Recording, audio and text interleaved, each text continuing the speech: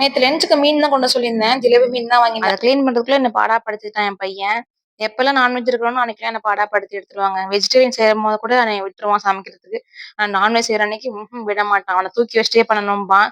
அவன ஒரு வழியா தூங்க வச்சுட்டு அப்புறம் தான் குக்கிங் ஸ்டார்ட் பண்ணியிருந்தேன். புரட்டாசி மாசம் ஆரம்பிக்க போதுன்னு சொல்லிட்டு இந்த மண்பானைய கழுவி உள்ள போட்டது தான். அதுக்கப்புறம் எடுத்து யூஸ் பண்ணவே இல்ல. அதெல்லாம் எனக்கு எடுத்துட்டு நல்லா ஒரு வாட்டி வாஷ் பண்ணிட்டு தாளிக்க ஆரம்பிச்சாச்சு. மீன் குழம்பு எப்பவும் நான் வைக்கிற ஸ்டைல்ல தான் வச்சிருக்கேன். ரெசிபி வேணுனா கமெண்ட்ல சொல்லுங்க. அது மாதிரி என்னைக்கு பரபரப்பா சமைக்கிறோமோ அன்னைக்கு தான் ஏதாவது ஒரு கிராசரி முடிஞ்சிரும். ஒண்ணு எண்ணெய் முடியும், இல்ல ஏதாவது தாளிப்பு சாமான் முடிஞ்சிரும். அது மாதிரி இன்னைக்கு எண்ணெய் முடிஞ்சிருச்சு. சரி எண்ணெய் ரீஃபில் பண்ண வேணாம் இருக்கிற எண்ணெயே சமைச்சிடலாம்னு தான் பார்த்தேன். ஆனா குழம்பு கரண்ட்டா இருந்துச்சு. வறுக்கிறதுக்கு பத்தல. அதனால திரும்ப வறுக்கிறதுக்காக ரீஃபில் பண்ணிட்டு அப்புறம் மீனும் பொரிச்சு எடுத்தாச்சு. கிச்சனுக்குள்ள போனா கரெக்ட்டா 1 மணி நேரம் தான் சமைச்சு முடிக்க. கடகடன்னு செஞ்சுருவேன் அதெல்லாம் நானு. எப்பவுமே புதன்கிழமை மீன் வாங்கிருவோமா, 2 நாளைக்கு வச்சு சாப்பிடுவோம். இன்னைக்கு வியாழக்கிழமை தான் வாங்கியிருக்கோம். வெள்ளி, சனி சாப்பிட மாட்டோமேன்னு சொல்லிட்டு அந்த ஒரு கவலையோட சமைச்சுட்டு இருந்தேன். ஏன்னா எனக்கு 2 நாள் மீன் குழம்பு வச்சு சாப்பிடணுங்க. எனக்கு ரொம்ப பிடிக்கும். அந்த மாரி வச்சு சாப்பிடுறது. உங்களுக்கு பிடிக்குமான்னு சொல்லுங்க. என் ஹஸ்பண்ட் அடுத்த நாள் சாப்பிட மாட்டாங்க.